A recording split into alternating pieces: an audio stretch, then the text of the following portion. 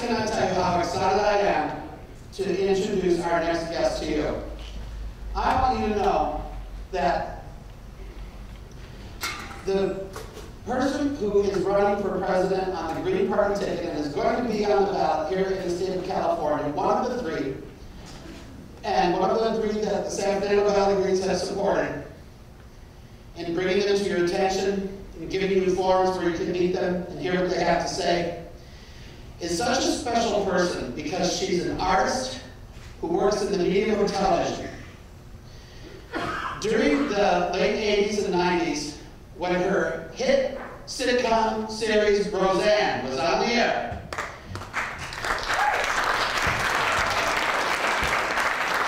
it was the only show on throughout the entire week where I would stop and watch that show. And I am a terrible television snob. I just might as well come out and tell you that right now. It was an incredibly bold and audacious program because it basically, for those of you who watched it, besides being hilarious, it was about the decline of the American middle class. And it was unlike anything else on TV. Because as you know, in TV world, Monica can afford an apartment in downtown Manhattan that's this big by working part-time as a chef. You know, that's TV world. Roseanne never presented anything that was unreal, but she did present things that were surreal. And I want you to know that I think sometimes she can be terribly misunderstood. I know that I've gotten a lot of feedback from my writings about her in the last few weeks, and I want to share something with you that I perceive that I don't know if you do, but I want to share it with you. Now we are used to the political ironies being presented by a developed television persona. Think Stephen Colbert. We know that Stephen Colbert is not the Stephen Colbert that he presents on the show, but he's developed a multi-layered way of expressing himself and getting a political message out while looking like he's sending out another political message. I hope you realize that this is something that Roseanne Barr pioneered decades ago, and that she has been developing a television persona. Yes, I would like to hear some praise for that. Because she is ahead of her time. And she has been developing a television persona that now she is using to speak to the world in real politics, setting aside that persona so that she can speak to us from her heart about what is really going on. And if anyone speaks in a populist language that any American can understand, it is Roseanne Barr. If anyone calls out the Wall Street banksters and criminals for what they really are, it is Roseanne Barr. And if anyone can tickle your funny bone while she's tearing them to shreds in Washington, it is Roseanne Barr. Ladies and gentlemen, help me in welcoming to this stage, Roseanne Barr.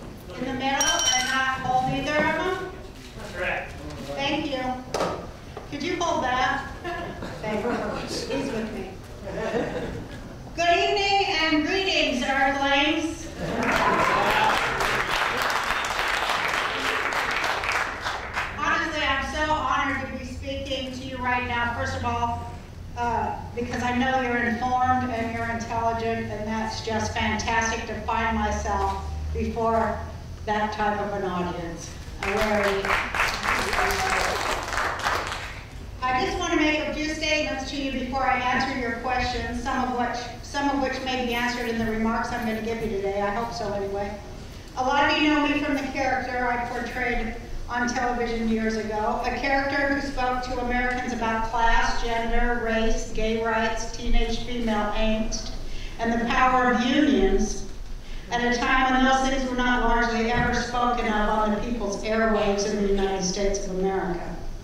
Some of you know me as the author of that character and perhaps as a thinker and an activist who, when enriched with wealth and with fame, did not retire and go away to quietly live the good life in Palm Springs, but one who instead used their own wealth to travel to speak in support of the rights of workers, to demand a higher minimum wage, against foreclosures, in support of First Nations rights in America and around the world, against the continued embargo in Gaza, against Israeli occupation of Palestine, and for the rights of women to lead inside their churches, synagogues, and mosques, as well as their respective societies, and for the rights of gays and lesbians to marry those whom they love. Marijuana, and for the forgiveness of student loans and all debts, in a debt jubilee for which I have advocated on behalf of the widows and orphans of this world. Perhaps you don't know those things about me. In any case, now you do. Why am I not retiring with my TV money and moving to Sun City, Arizona, or Palm Springs, California, like most old celebrities do? Because I'm not yet tired of speaking truth to people and to power. I will not let idiots go unanswered. Nor will I allow the most hateful of people to unpiously redefine the words of one who took the ultimate vow of poverty in service to justice against empire and the separation of religious and secular law. I've never wavered, and I never will waver, despite NDAA or any other man-made method for the silencing of dissent or of common sense.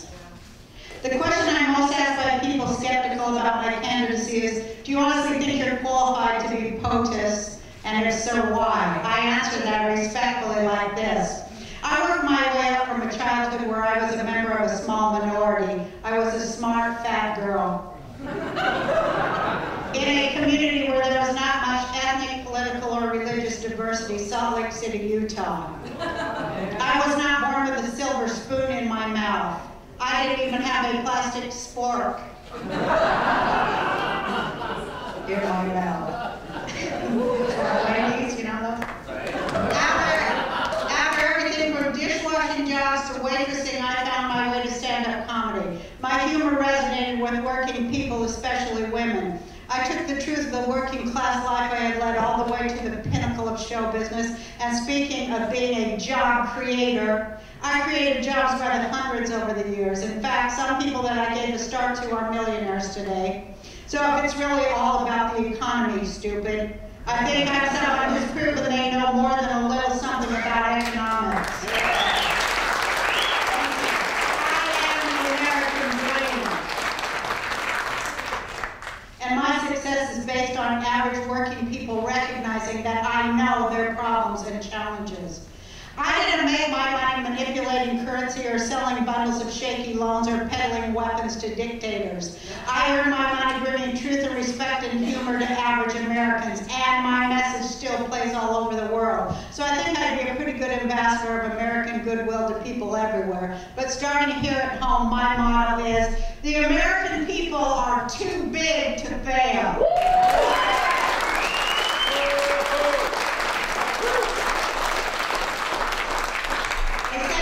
That I'd like to answer is, but how about the complex foreign policy issues as well as domestic ones? How much of a grasp do you really have on such grave matters? For starters, forgive my tendency to apply common sense, but let's face the facts. The president, like all the rest of the citizens of this country, knows what he is told. He is informed and briefed by the intelligence community.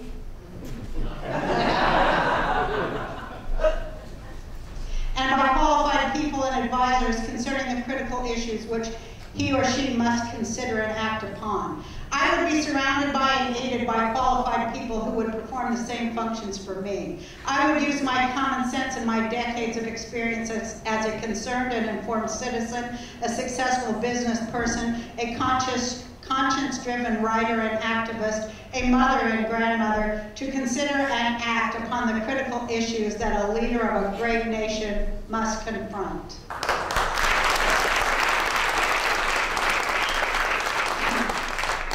Say that I'm very excited about this, that the game is almost over. It's time to point the finger upwards and hold all of our leaders' feet to the fire. If they want credit for accomplishments, they need to step up and take the blame as well. Gridlock isn't an obstacle for Congress, it's a strategy. Each side blames the other while nothing substantive gets done. It's not a mystery, though, because both sides have to serve the powerful moneyed interests who finance their campaigns. It costs millions of dollars to lose an election nowadays. So is it any wonder that our senators, representatives kowtow behind the scenes to their patrons? Politics is the servant of big money. But one fact remains. An informed, educated public is the enemy of tyranny and corruption. Yeah. And I'm here to say we're wising up. Don't give up, wise up. It's not the 1% who run things. Hell, that would be like 3 million Americans. We'd be grateful if there was that many. It's more like 1% of 1% of 1%. And it will stay that way until our leaders in Washington are forced by a wised-up public to say to Wall Street, sorry, we're on to your game. The people know how things work, and they are more than 99%. The people are your boss now. To the Green Party. These are sure as hell the times that try women's and men's souls. These are the times when more Americans are living close to the poverty line than they have since the last time Wall Street brought us to misery and the brink of ruin during the Great Depression. These are the times when those who peacefully protest the biggest ripoff in human history are arrested on their own streets, while those who pulled it off give themselves raises. We hold those truths to be self-evident. And we, the people, in order to form a more perfect union, a mighty dirty word to some, but we are speaking up loud and clear in union against criminals and Ponzi scheming sociopaths. The good news about sociopaths, though, is that they cannot last too long before they invariably embarrass themselves out of power, which is happening right now. I'm going to outline some of the reasons why the Green Party seems to be the most sane response to the controlled chaos that confronts us. This business of holding our noses and voting for the lesser of two evils has not gotten us anywhere. And it never will. This truth is hard to swallow for so many people, but it is the truth nonetheless. And here it is. What we've been sold as the American dream for a long time now is basically an unsustainable, debt-fueled treadmill to nowhere. The free market is basically a recipe for the race to the bottom, which is code word for slavery.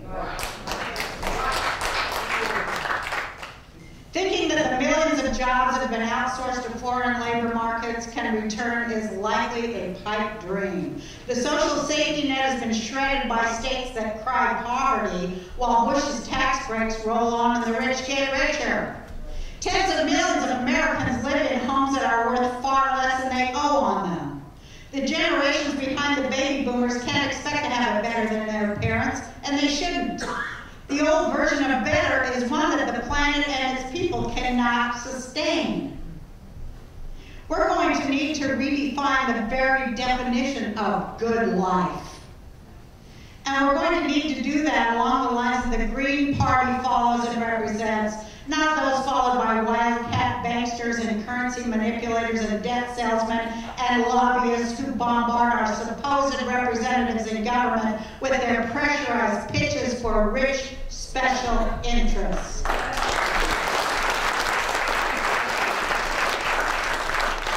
You know, it really gripes me when along with all the other absurdities that we're forced to swallow every day in our own country, I hate when people say, well, who does Roseanne Barr or some other show business type think they are that anybody should give a damn about their political views? Well, I have a question for those people, and I'd like to get right in their face when I ask it. Who do I have to be?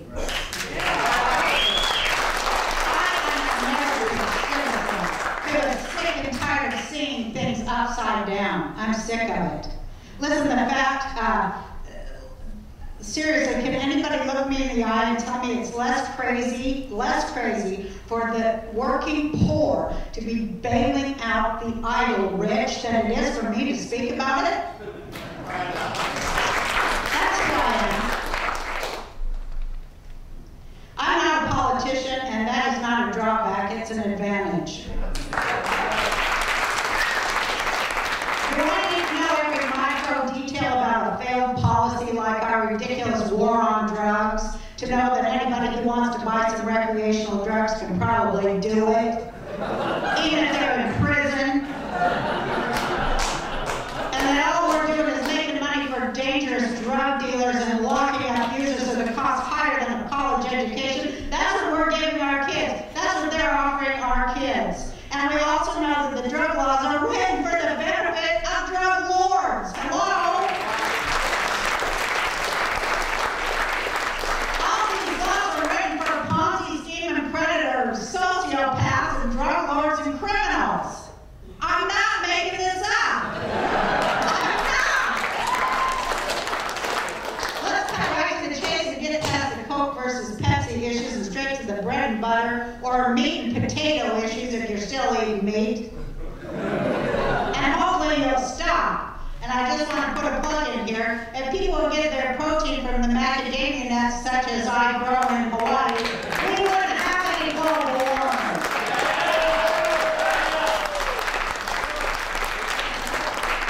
Everybody says, oh, it's the economy, stupid. That's not my line. It goes all the way back to Clinton. Well, here's what I'd like to know, and I don't need a PhD in economics to make good old common sense when it comes to asking the right questions.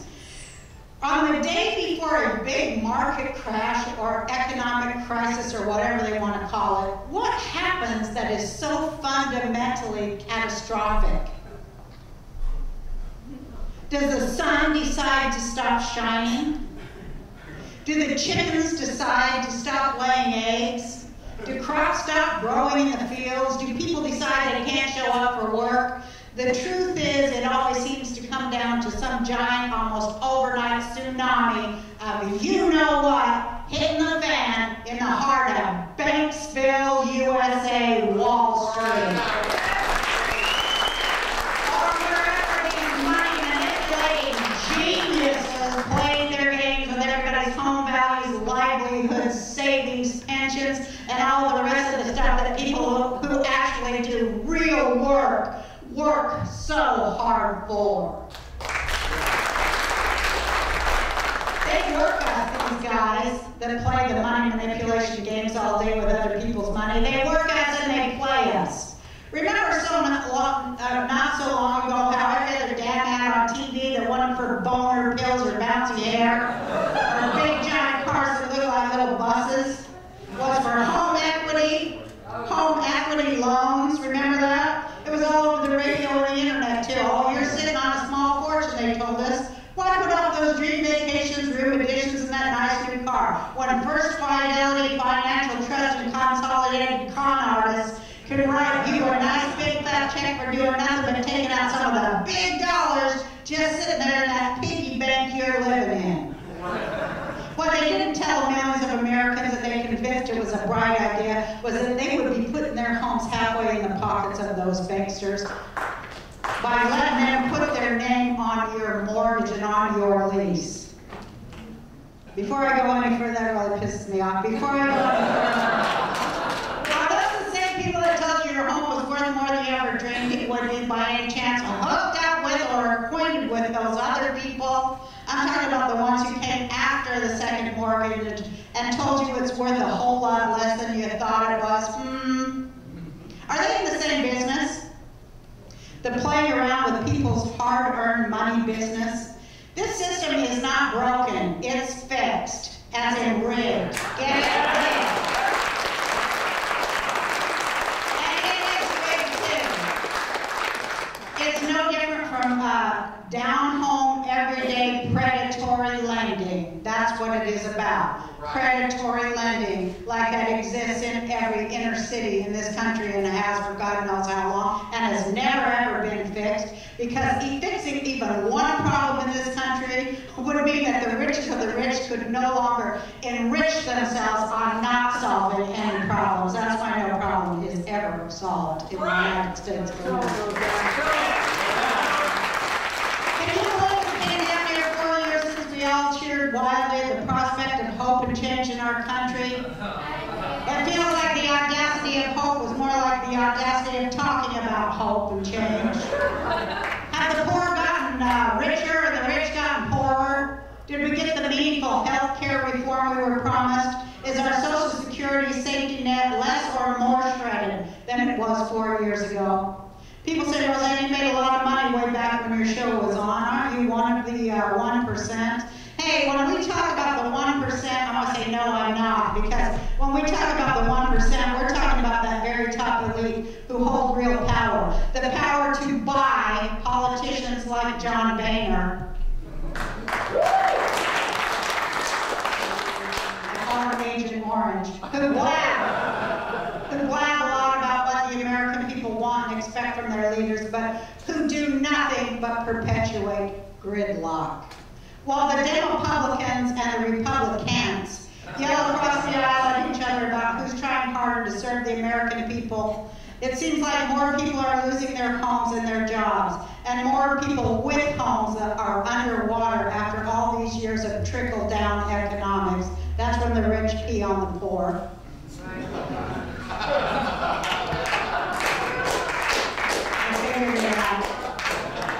Now their adult kids are moving back in with them. A lot of these kids aren't any crazier about that idea than their parents are.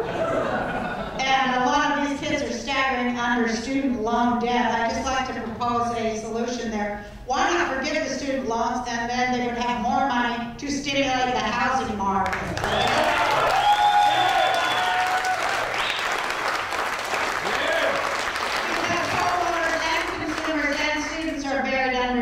Everybody's buried under debt in the form of an enormous deficit that they tell us our grandkids are going to be struggling with. And who does everybody owe this money to, that's money that we haven't made yet? A lot of people think we owe it to China, but that is what... A lot of people think China is our biggest creditor, but that's what our biggest creditor actually wants us to believe, because the fact of it is our biggest creditor is the... Federal Reserve, the elite bankers of the Federal Reserve. The same people that yank money in and out of the system and create it out of thin air. I have a suggestion for another solution for taking the biggest bite out of that deficit that they parked over our heads. In the spirit of American ingenuity and do-it-yourselfness, why don't we just tell the Federal Reserve to print out some more money and pay themselves off on our behalf?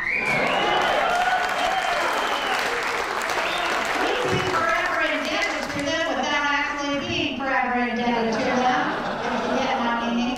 Oh, they'll still be filthy rich and connected. Let's take a look at their partners and patrons over on Wall Street. Wall Street. I went there. I went to Occupy Wall Street the very first day. I rushed there because I was like, man, it's coming.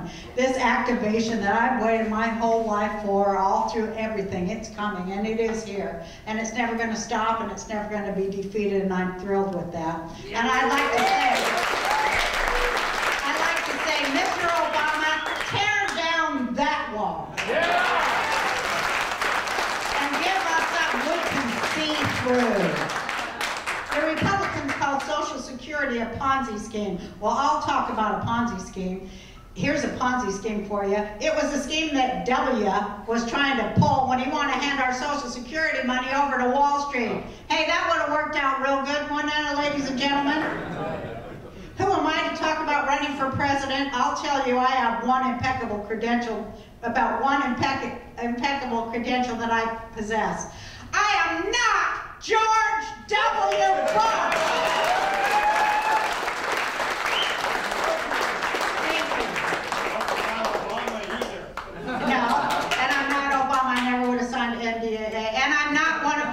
members of either party running now that are telling us that the way to make this country better and stronger and more righteous is to keep shredding our social safety net and asking the richest among us to contribute even less. They're job creators? What the hell have they been waiting for? Right. Are they waiting for the free market to kick in there? Free market, what does that mean? Free to pick up our jobs and move them to China? That's what it looks like so far. Free market slavery is what it really means. No regulations against slavery. That's what it means. No shit.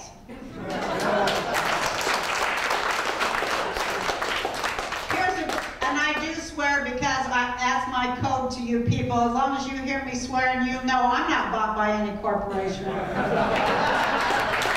lawyers can get the money, but not people who swear. And I love it. Because I won't be bought. Because I'm rich and I won't be bought. I don't have to be bought. I don't have to say anything that anybody else tells me to say, and I won't.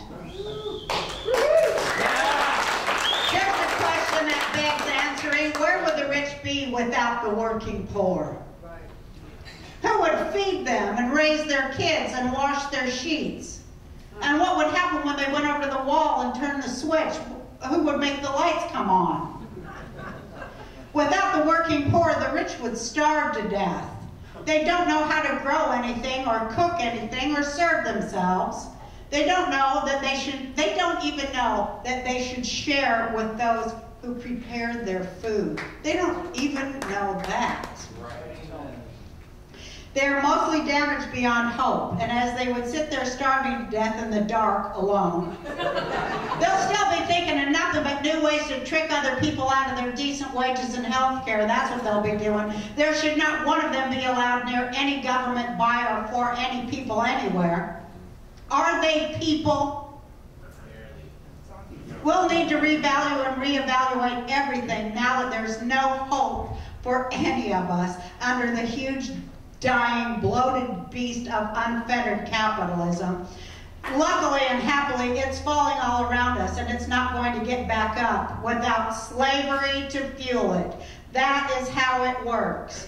That's why they want privatized prison for free labor. They want those labor camps. They want labor camps like Bergen-Belsen was a labor camp, which was a doorway to Auschwitz, the blueprint of the model city of the industrial masters of men. I'm not lying to you. They will not stop until you have nothing. Let it fall. Don't try to hold it up or patch it up or fix it. Just show up and witness the end of the system of slavery and be prepared to create a more just permaculture right now in order to survive what is coming to America after the next election, no matter who wins, unless it's the Greens. I want a new kind of economics, one which gives tax-free credit to people if they are serving the common good and not growth in capitalist terms. I want a new kind of capitalism, one that instead of being fueled by wars as this one is, shows growth when old people get paid their retirement money and not when they lose them. We can no longer reward or elect those who seek our suffering and our demise.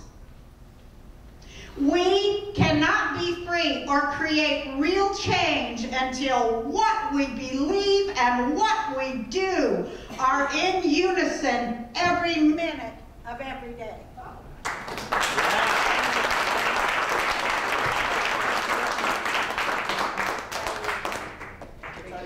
Yeah. Thank you very much.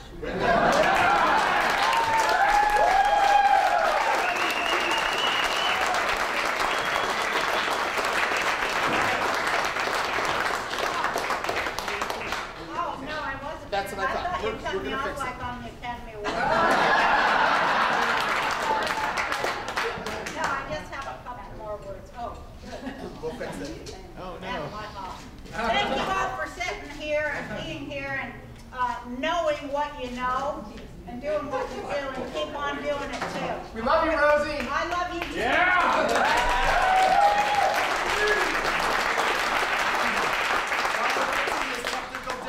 I just want to take one moment Jeff Bacon, Bob Johnson. Come up here, please. Get up there. Come up here.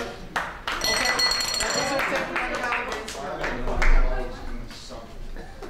What are they doing? Well, what we're going to do is each of you is going to have a hat. And one of the things that we're trying to do tonight is we're going to try to raise enough money that we can get our voter registration drive and that we can get our delegate to the San Francisco General Assembly for the state party. Pass the hat and please contribute generously to our cause of the San Fernando Valley Greens, the most active Green Party local in the nation. We need your support. We need your help. A lot of you got in half price tonight. A lot of you got in for free. Now make a donation and help us and help our cause for our voter registration drive and to get our delegate to San Francisco for the assembly, okay? Okay, thanks. I'm going to wrap it up now. Yeah, everybody, if you have any money, you got to give it. I mean, it's crazy. I wanted to run for president without asking for any money.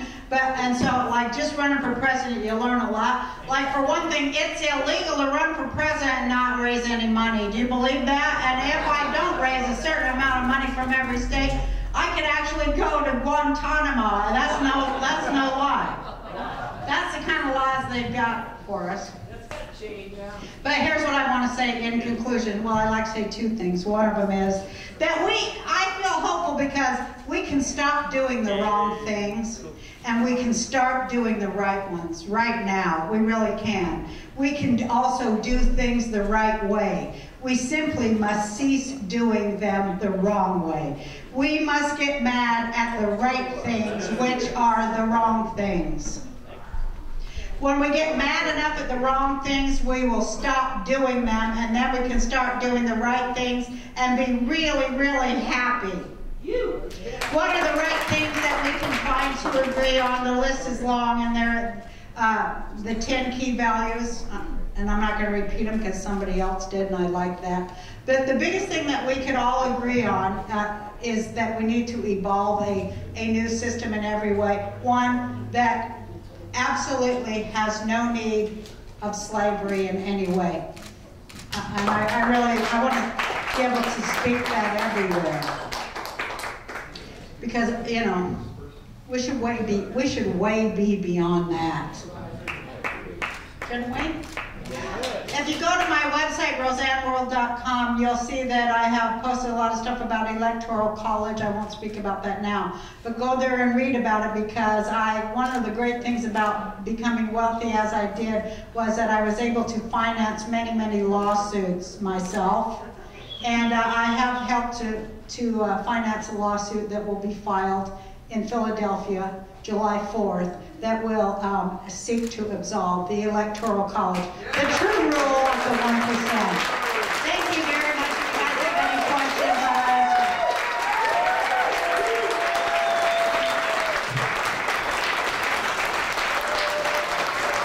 Thanks a lot.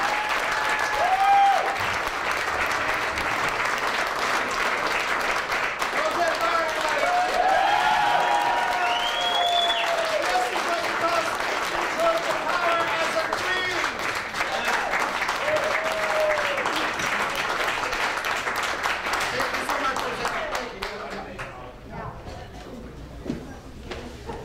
Now, Roseanne, we've got 5 minutes. That's what I was going to ask you. If you wouldn't mind. Now, in the Green Party, we have what we call affirmations and concerns. I'd like to hear an affirmation or concern from our members right now. Marnie, what would you like to say? I would like a question, please. Sure. Hi, great. I'm Marnie Glickman. Excuse my laryngitis. I'm the managing director of the Green Party California. Good for you. Yeah, thank you for joining our party. What are you going to do to campaign to win? What am I What are you going to do to campaign? This is the first time we've seen you. Yeah. We're so happy you're here. Well, I'm going to continue doing it and, figure out how to do it better. And, just going to be in it. I would say that Roseanne's getting the hang of it, wouldn't you?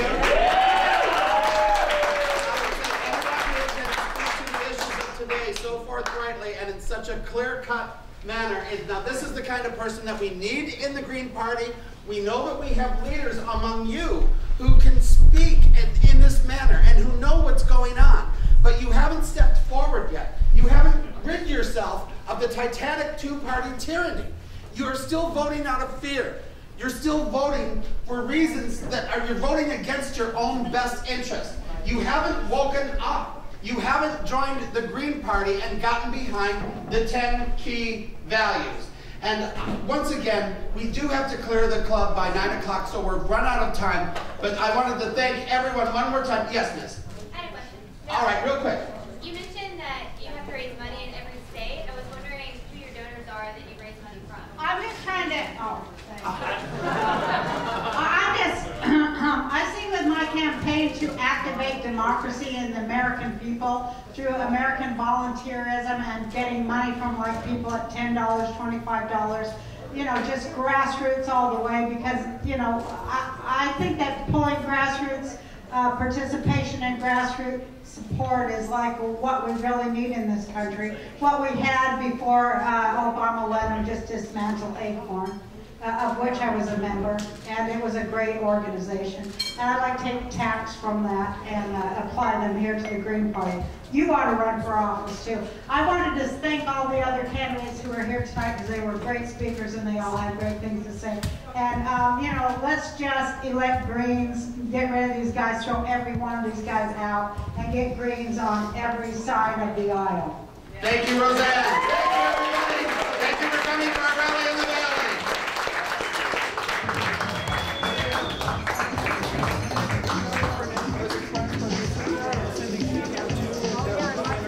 Roseanne, at book number 24, I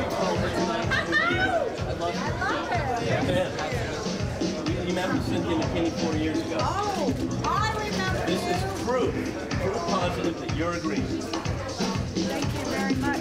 And you know, I have first name But I'd love to be part of your team. Give me a call. Love you, Rosie. We love you, Rosie. We love you too, Johnny. Don't give up. Wise up.